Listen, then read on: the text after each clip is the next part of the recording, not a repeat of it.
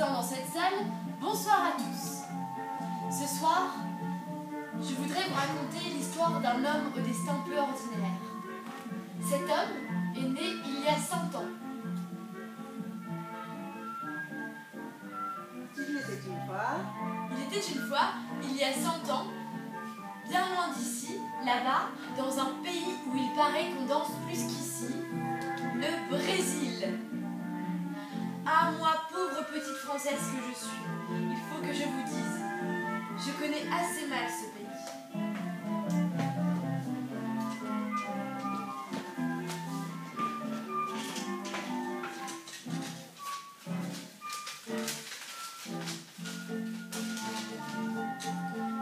Je sais qu'il y a des favelas à Rio, mais je ne sais pas si elles sont à l'intérieur de la ville ou un peu partout.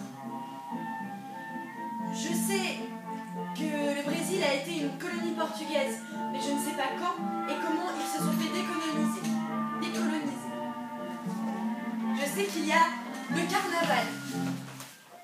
il y a une grosse croix. Je sais qu'il y a une grosse croix au-dessus de Rio, mais je ne sais pas ce qu'elle représente.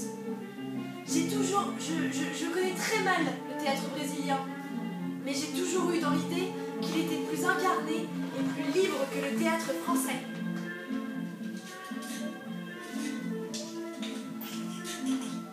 Et ce soir, malgré les lacunes, j'aimerais qu'ensemble, on essaye d'imaginer ce que peut être le Brésil. Et surtout, le Brésil à l'époque de Nelson Rodrigues.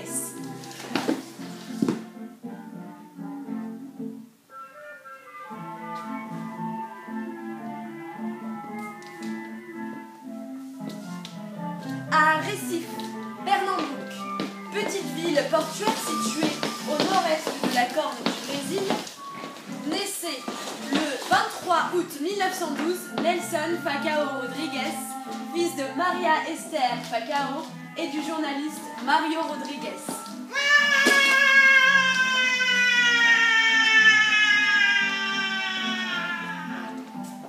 Il est le 5e enfant des 14 enfants qu'ont eu le couple. Mario, Roberto, Maria Clara, Nelson, Stella,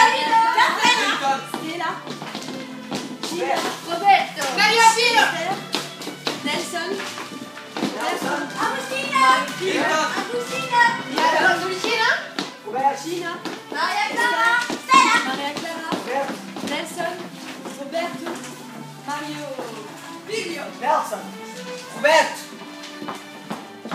Maria Clara, Agustina, Maria Pino,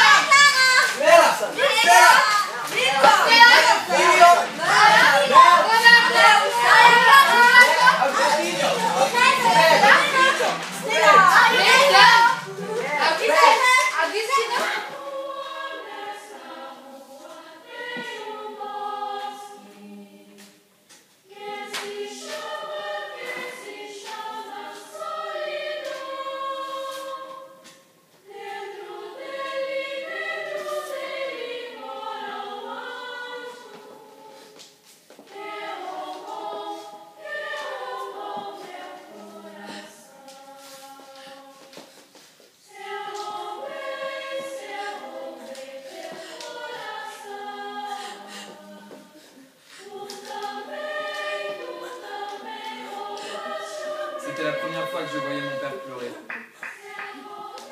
Il avait perdu sa fillette de 8 mois. Il voulait une mien. Il a éclaté en sanglots. Papa pleure, lui aussi pleure. Jusque-là, je n'avais jamais vu un adulte, un homme mûr pleurer. J'étais humilié que les autres gamins aient pu voir mon père pleurer.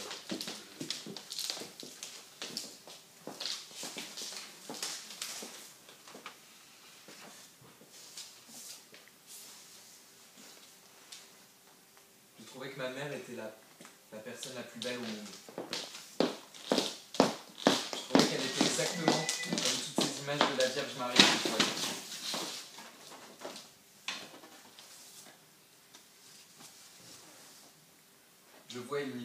d'admiration à mon père, qui à son tour admirait mon frère Milton. Mon père, je trouvais qu'il ressemblait aux écrivains Alexandre Dumas, père, et Honoré de Balzac.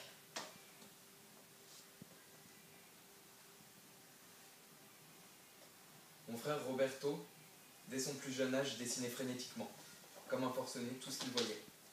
Mon frère Mario écrivait des films, des bandes dessinées où les héros étaient des vedettes de cinéma.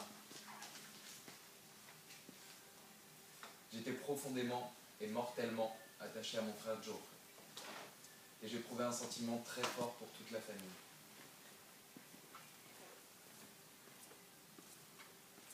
La famille était pour moi dès cette époque. La famille était pour moi dès cette époque une vraie passion. Quand je pensais à l'avenir, vers 6 ou 7 ans, je voulais mourir le premier, car je pensais que je ne survivrais pas à la mort de mon père, de ma mère ou de l'un de mes frères. Bien que j'étais persuadé qu'aucun de nous ne mourrait jamais. Je comprenais que la mort existait pour les autres. Pour nous, non.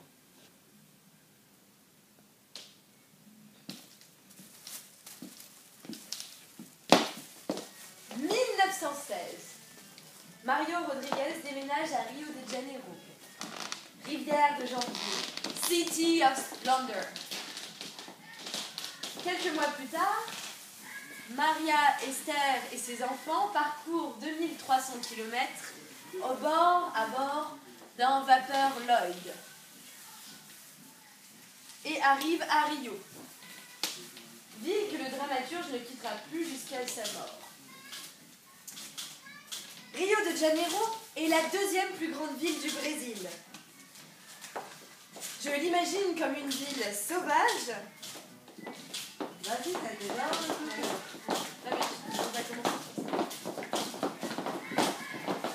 Je l'imagine comme une ville sauvage où la nature a repris le dessus sur l'homme. Rio de Janeiro semble être la ville de tous les plaisirs et de tous les dangers à la fois. Mais, à l'époque de Nelson, Rio ressemblait à une belle carte postale. Sur la plage, les amoureux se juraient l'éternité l'un à l'autre. Les voisines comméraient sur les passants. La politique était encore très provinciale. La température de la ville est de 26 degrés Celsius. J'imagine Nelson jouer avec ses frères et sœurs au bord de la plage.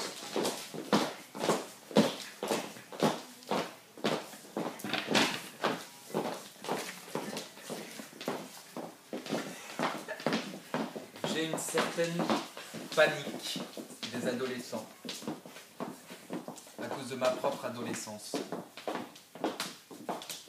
J'ai été un garçon tendu, pathétique.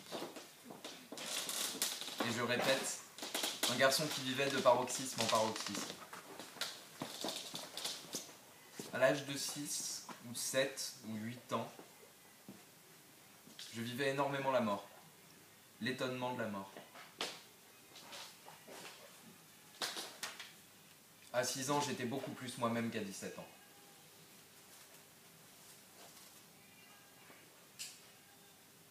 Âgé de 13 ans, le jeune Nelson Rodriguez rejoint le journal de son père. Mais un incident terrible va renverser la famille. L'incident porte un nom. Roberto.